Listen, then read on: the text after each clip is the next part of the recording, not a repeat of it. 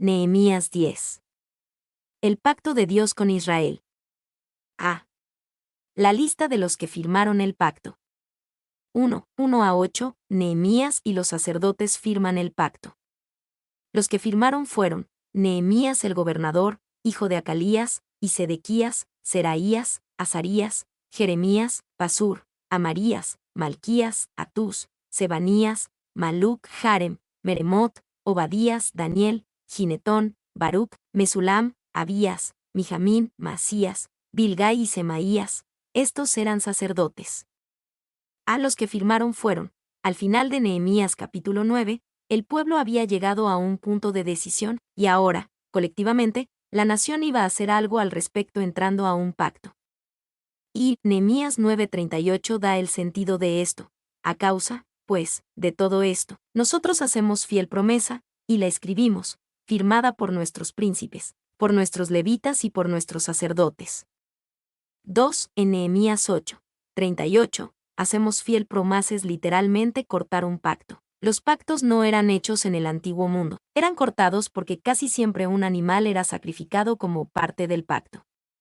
Un pacto siempre costaba algo, y nuestro punto de decisión siempre nos costará algo la vida centrada en mí mismo, comodidad, descanso, algunos de los placeres pasajeros de este mundo. Calcule el costo para ver si vale la pena. B. Los que firmaron fueron. Fue maravilloso que la nación como un todo sintiera que algo tenía que hacerse sobre el problema del pecado que había entre ellos. Pero no tenía valor a menos de que los individuos se acercaran y dijeran nosotros haremos algo al respecto. Aquí están los líderes, 84 en total, dispuestos a poner sus nombres en la línea para el pacto delante de Dios.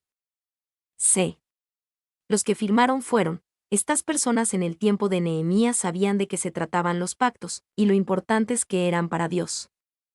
Ellos recordaban que Dios hizo un pacto con Abraham, prometiendo que tanto la nación como el Mesías descenderían de él. Dios hizo pacto con Moisés y la nación de Israel cuando les dio la ley en el monte Sinaí. Dios hizo pacto con el rey David, prometiéndole que el Mesías vendría de su familia. Pero el acto más grande, el nuevo pacto instituido por el Mesías, aún estaba por venir. 2, 9 a 13, los levitas que firmaron el pacto. Y los levitas, Jesúa hijo de Asanías, Binui de los hijos de Nadab, Cadmiel, y sus hermanos Ebanías, Odías, Kelita, Pelaías, Anán, Micaía, Reob, Asabías, Zacur, Serebías, Sebanías, Odías, Bani y Beninu. 3, 14 a 27, los líderes cívicos que firmaron el pacto. Los cabezas del pueblo, Paros, Pat-Moab, Ilem, Satu, Bani, Buni, Asgad, Bebai, Adonías, Bigbai, Adín, Ater, Ezequías, Asur, Odías, Asum, Besai, Jarif, Anatot, Nebai, Macpías, Mesulam, Esir, Mesesabeel, Sadoc, Jadúa, Pelatías, Anán, Anaías, Oseas, Ananías, Asub, Aloes, Pila, Sobec, Reum, Asabna, Masías, Ahías, Anán, Maluc. Jarem y Baana. B. Los términos del pacto. 1. 28 a 29, la realización del pacto con Dios.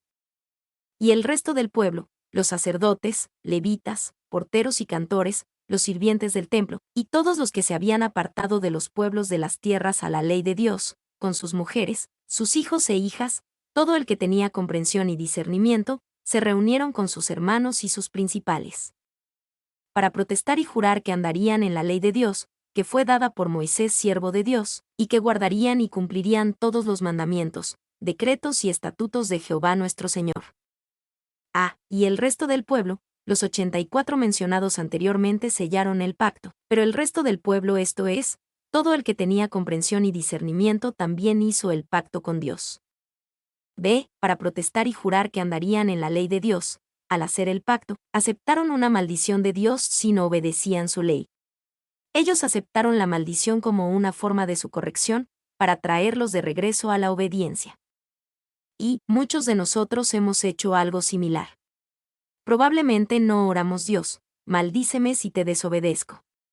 Pero muchos de nosotros hemos orado, cueste lo que cueste, quiero seguirte. Cueste lo que cueste, quiero ser tu hombre. Eso es esencialmente hacer la misma oración, y esa es una buena oración. C. Con sus mujeres, sus hijos e hijas, todo el que tenía comprensión y discernimiento. Ellos hicieron este pacto públicamente, aunque su significado más importante estaba entre el individuo y Dios, también era importante que otras personas fueran testigos del pacto. Un pacto público significa rendición de cuentas. 2.30. Su primera área de decisión. Seremos fieles a Dios en lo que se refiere a nuestras relaciones románticas. Y que no daríamos nuestras hijas a los pueblos de la tierra, ni tomaríamos sus hijas para nuestros hijos. Y que no daríamos nuestras hijas a los pueblos de la tierra, esta promesa estaba dirigida a los padres. Esto es porque en esa época, los padres tomaban las decisiones de matrimonio, no las personas que se casaban. Y, si este pacto fuera a repetirse en la actualidad, no estaría enfocado hacia los padres, sino hacia los individuos que quisieran casarse. Y que no daríamos nuestras hijas a los pueblos de la tierra. Esto preservaba el importante principio de que un seguidor de Dios solo debe casarse con otro seguidor de Dios, igual de comprometido. Es evidente por experiencia y observación que es importante escoger al cónyuge cuidadosamente y en oración. Y muchos de nosotros tenemos increíbles historias de cómo es que conocimos a nuestra pareja. Algunas historias son románticas, y otras son algo extrañas. Una vez que estamos juntos, Dios quiere hacer ese matrimonio algo especial delante de Él, y desea unir más a la pareja conforme ellos se unen más a Dios, como los lados de un triángulo se acercan conforme van elevando. 2. Pero si alguien en este momento no está casado, es importante que hagan este mismo tipo de pacto. Si uno ha entregado su vida a servir a Jesucristo, habrá dificultad si se casan con alguien que ha entregado su vida a algo más. Si uno está en esa situación ahora, Dios puede hacer grandes cosas, pero uno nunca debe escoger conscientemente estar en esa situación desde el inicio. 3. Toda la idea del matrimonio está íntimamente conectada a la idea del pacto. Malaquías 2.14 dice, siendo ella tu compañera y la mujer de tu pacto. El matrimonio es un pacto, entre el esposo y la esposa, entre ellos y toda la familia y testigos, pero más importante, entre ellos y Dios. 4. Cuando entendemos que el matrimonio es un pacto, tenemos algo que nos ata el uno al otro que es más fuerte que las expectativas de la sociedad, más constante que el amor romántico, y más seguro que los tiempos felices. Tenemos un pacto. 3.31. La segunda área de decisión, seremos fieles a Dios en lo que respecta a hacer negocios. Asimismo, que si los pueblos de la tierra trajesen a vender mercaderías y comestibles en día de reposo, nada tomaríamos de ellos en ese día ni en otro día santificado, y que el año séptimo dejaríamos descansar la tierra y remitiríamos toda deuda. Si los pueblos de la tierra trajesen a vender mercaderías y comestibles en día de reposo. Bajo la ley del Antiguo Testamento, Dios dijo que nadie podía comprar o vender nada durante el día de reposo. Estos ciudadanos de Jerusalén habían estado quebrantando esta ley, y ahora hacían pacto con Dios de cumplirla. Nada tomaríamos de ellos en ese día. El motivo de romper esta ley era claro. Podían hacer más dinero vendiendo en 7 días que en 6. Este era un pacto de solo hacer dinero de maneras que fueran obedientes y glorificaran a Dios. Y este es un gran desafío para la iglesia en la actualidad, donde muchos están en carreras donde tienen oportunidades de hacer dinero de formas que son claramente incorrectas. Necesitamos tener el mismo corazón que ellos tuvieron aquí, y hacer pacto delante de Dios de solo hacer dinero en formas que sean obedientes y lo glorifiquen. 2. Muchos de nosotros, como sucedió en los días de Nehemías, caemos en estas prácticas sutilmente. No despertamos por la mañana diciendo que vamos a tomar el camino fácil, engañar a otros, y defraudar el sistema. Lo hacemos porque creemos que necesitamos hacerlo. Cuentas necesitan ser pagadas, los niños necesitan cosas, etc. Entonces lo hacemos porque funciona. Pero realmente no necesitamos hacerlo. Si confiamos en Dios, Él cuidará de nosotros. Nunca debemos confiar en nuestras ingeniosas maneras de hacer negocios más de lo que confiamos en Dios en el cielo. 4.32-39. La tercera área de decisión. Seremos fieles a Dios en lo que respecta a apoyar la obra de Dios. Nos impusimos además por ley el cargo de contribuir cada año con la tercera parte de un ciclo para la obra de la casa de nuestro Dios, para el pan de la proposición y para la ofrenda continua, para el holocausto continuo, los días de reposo, las nuevas lunas, las festividades.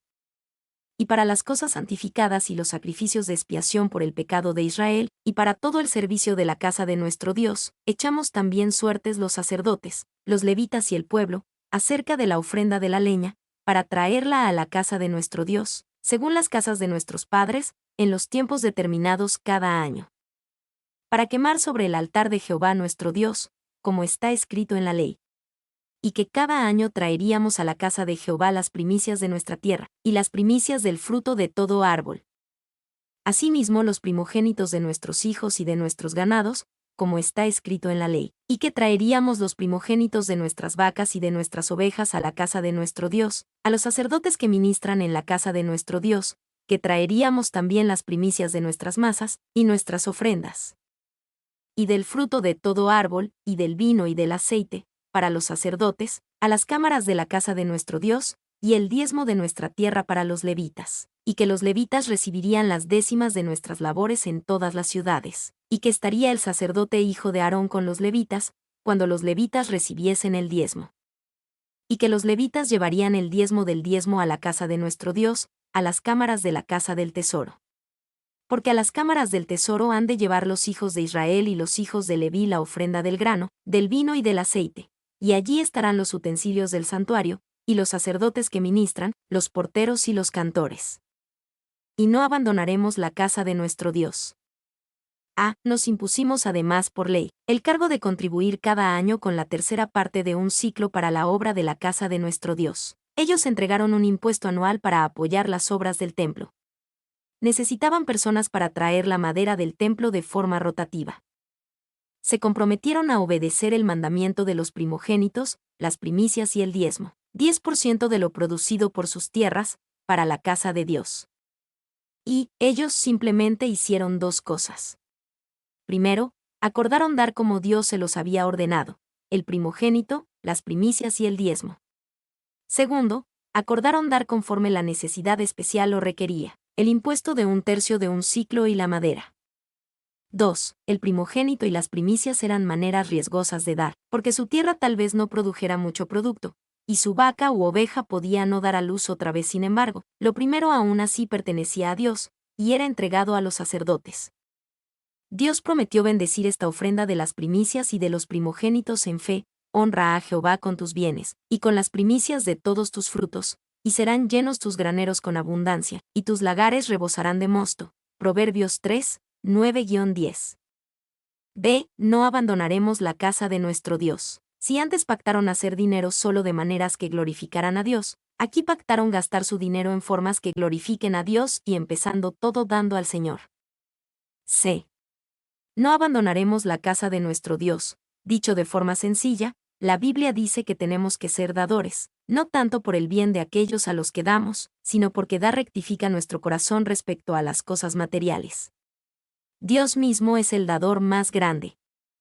Y, si usted se aferra al dinero tan fuerte que no va a ser un donador, entonces usted ha revelado dónde está su corazón en lo que respecta al dinero. 2. El Nuevo Testamento habla con gran claridad sobre el principio de dar, que el dar debe ser algo constante, planeado, proporcional y privado. 1 de Corintios 16, 1-4, que debe ser generoso, dado con libertad y con alegría. 2 de Corintios 9. 3. Si usted es reacio a ser un dador como la Biblia dice que lo sea, simplemente hable con aquellos que lo son. Pregúntele si ha sido una bendición o una maldición en sus vidas el dar como Dios les dice que lo hagan. Dios promete que nunca os deberá nada, y no podemos dar más que Dios, aunque el regreso es a menudo mucho mejor que dólares y centavos. Mi nombre es Demim. Soy tu asistente personal. Mi sitio en internet es demim.es.tl.